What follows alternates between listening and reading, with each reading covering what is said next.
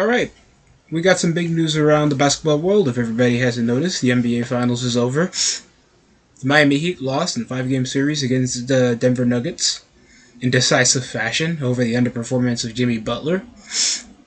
But in other news, we got Bradley Beal, one of the premier two guards in the NBA that signed a massive supermax contract extension with the Washington Wizards after having a player option. Assumably so, he did sign for $250 million, signing a 5-year, $52 million contract. $251 million contract set for 5 years with a player option. We all know we have expiring stars over in the Washington Wizards rotation. Shockingly enough. And I'm not saying this to, try to disrespect Washington Wizards fans, but how long are you going to last? An extensive $46 million per year over declining two-guard all-star that hasn't really produced much since the 2020 season when Russell Westbrook was still on the team, when he was averaging around 30 points per game, and still accomplished like a supermax deal above their star one guard, all because he was more consistent and less injury prone. Kristaps Porzingis, that's possibly going to re-sign over with the team because he's a bit younger.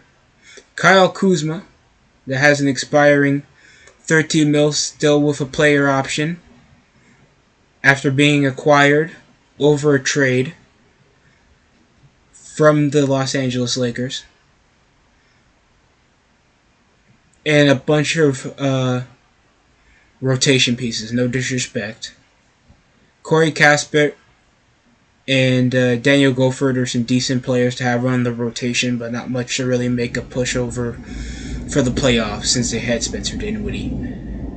It just to excessively just be mediocre, to just be possibly a potential play-in team, there has been some options for Bradley Beal to possibly get signed or traded over to the Miami Heat to be a second option to guard around a young playoff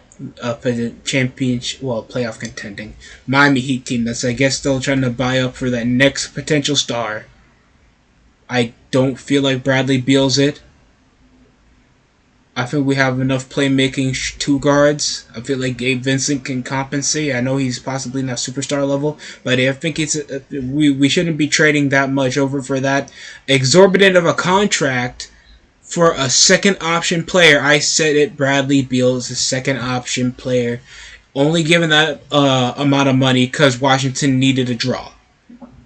Miami should be trying to get guys like at least Paul George, Zach LaVine. Hell, I wouldn't even mind if they got Kyle Kuzma or Julius Randle to just keep the secondary scoring over to a minimum. Hell, trade for Kristaps Porzingis.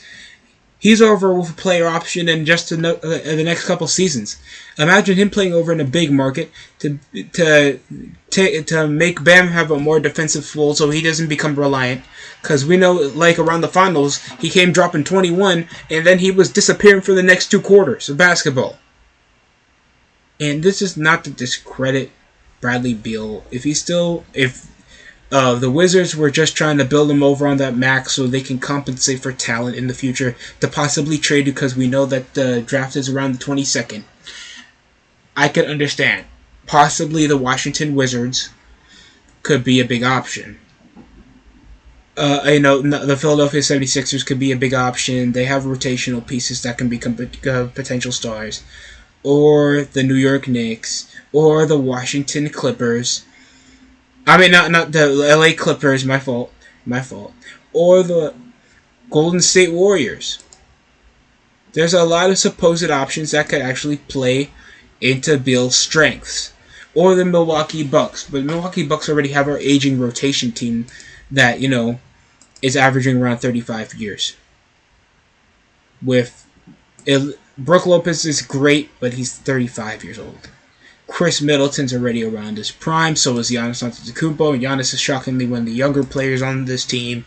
With Jrue Holiday, I think he's like 31, 32 years old.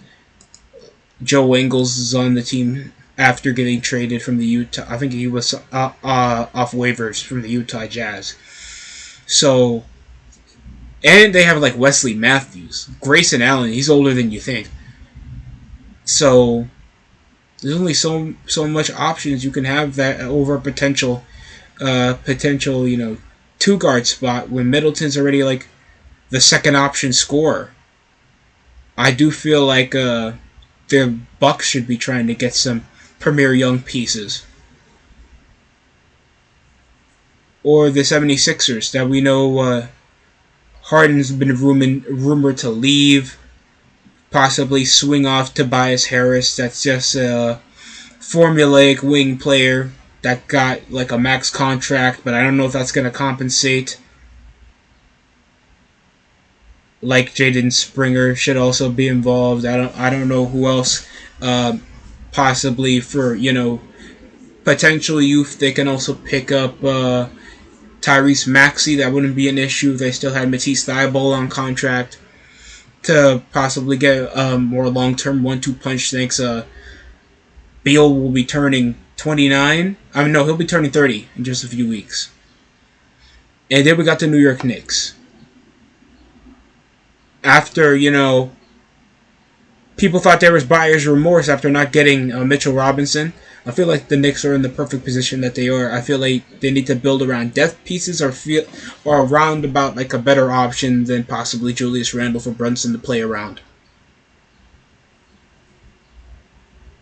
Or try to match over with Kuzma, or at least get somebody to actually assist offensively over the front court. So we can swing Randle up the 3 instead of Randle pushing over to the 4, so he can actually play as a legitimate wing. And we know he's not that big over on the defensive side of the ball. Clippers has also been a major option thanks to the load management struggle of the Los Angeles Clippers over the past 3 seasons, only making it to no conference finals appearance, getting shut out in second round upsets, choking a 3-1 lead to the Dallas Mavericks, and losing Kawhi Leonard and Paul George over the second half of the season. Yeah. So there's only so much that can be done to make sure there's some type of long-term effect to be done that's actually with a consistent 2 guard like Bradley Beal that could possibly be a compliment for Kawhi. Possibly. But I feel like the optimism is trying to get, some type of compensation for somebody like Bradley Beal. Because if we look at the Clippers roster, there's actually some pieces that could actually play a major role. With like 59 over on cap space, their tax space only being around like at least 13 million. But here's the thing. The thing is, the Wizards have no trade clause over that over that $250 million deal, and that's figured around like 46 in cap space. So I don't know if that's really gonna benefit, because there's like a minimum amount of contending teams that really need a second option player like Bradley Beal. Hell, it could even be the Cavaliers if they're still trying to pick up a premier talent after Donovan Mitchell like impressed a lot of people. The Phoenix Suns don't really need a complimentary 2 guard because they already got Devin Booker. The thing is, they need point guard after Chris Paul left, and Chris Paul's possibly going to be a premier 6-man on the rotation.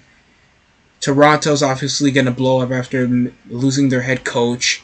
Sacramento would be possibly the better option, but I don't think they're also a smaller market, so this is going to be a win-lose-lose situation for both teams. Or Dallas. Just bringing it out there. With Kyrie possibly leaving. But if we're like really big on the Los Angeles Clippers possibly being an option, knowing like Kuzma and Porzingis is possibly going to leave, The only thing that would actually be compensating over for $45 million deal over for Paul George to go to Washington so he can be a number one option with Nicholas Batum. I don't know. Not Dante Morris. Possibly a bit of a more supporting piece, like Corey Kessard or something.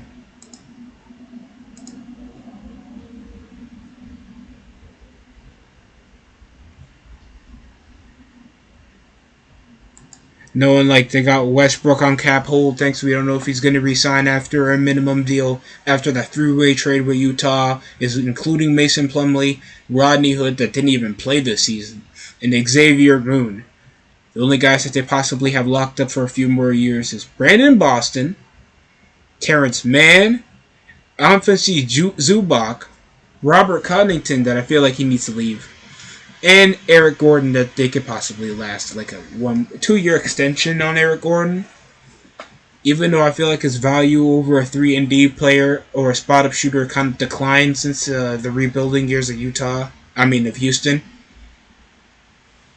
So I can see why the Clippers would be a legitimate option. This is coming from NBC Sports, by the way.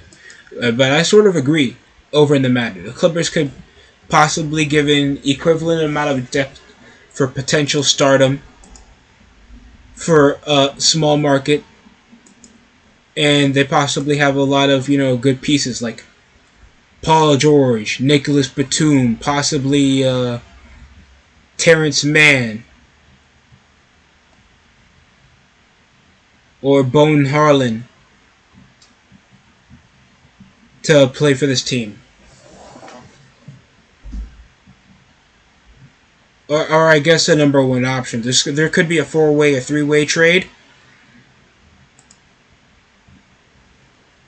And this could possibly lead up to a franchise that are really trying to push over for a lottery pick this late over the San Antonio Spurs, and that could sneak up to some team trying to take advantage over the Wizards, possibly do it. Because I swear, they're going to try to trade over this contract.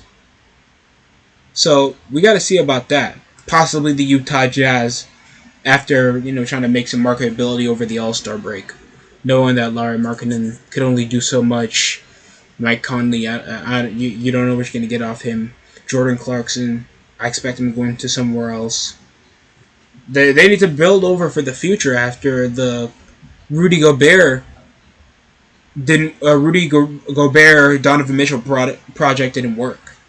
So there could be a lot of rotating pieces around, especially to deal with that contract, and somebody to get some piece of the pie for some type of rotation players. So we got to see. I'm very excited for what's going to happen around this offseason for the NBA, and I'm sure a lot of fans were since the NBA Finals started, because of course it's not really the big game that everybody expected because of the underperformance of the big teams. So we don't really got anybody to blame but themselves, or else they would have made it to the finals. But that's it for me. How you guys feel about Bradley Beal possibly going to make his leave? Is he going to just stay for an extra year and try to just keep getting over that bag, finessing the Wizards organization, keep looking depressed? Or could there be some sign and trade to get up there for the Washington Wizards to finally build something around their future? Comment down below how you feel about this. This is Sidelines Productions. Subscribe, like, share, and get your notifications on if you want to get updated on any further content or future content.